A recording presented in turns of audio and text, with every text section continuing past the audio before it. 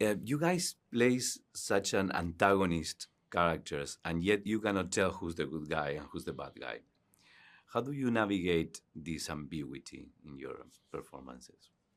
Well, I learned playing a criminal defense attorney that an attorney and an actor at their very core, not so different, in that both of our jobs are to understand the client or the character as deeply and thoroughly as you can, how they became who they are, why they are where they are, and to do it without judgment. Mm-hmm. And so I think I feel like that's my job as an actor to come in and you take in this person and you do it without judgment. Just try to understand.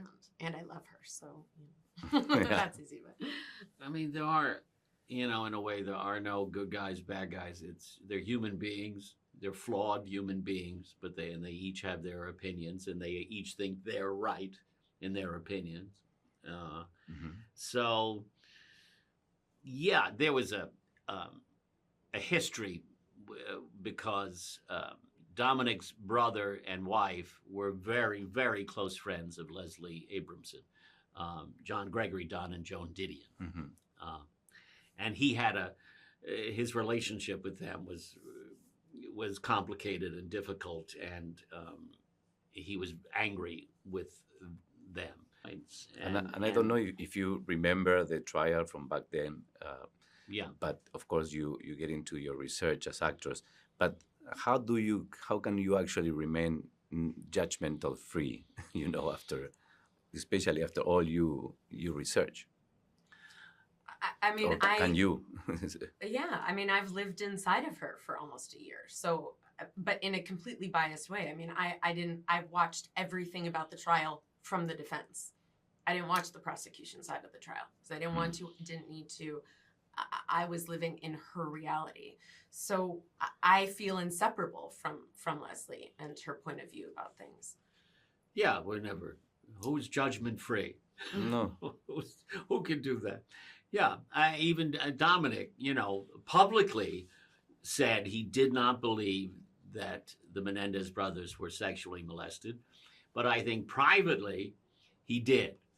And he expressed that doubt to other reporters, said, maybe I've gotten this wrong. I think I've gotten this wrong. But he would, when he went on court TV that night, he would say, absolutely not. They were not molested. But I think he was really thrown by their testimony and believed them. It was very painful to see it as a viewer and be judgmental free.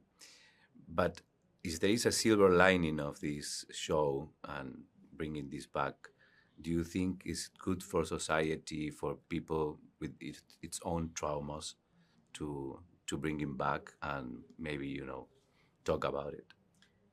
I mean, there is nothing more secret than sexual abuse and male sexual abuse. That is about the secretest secret as it comes.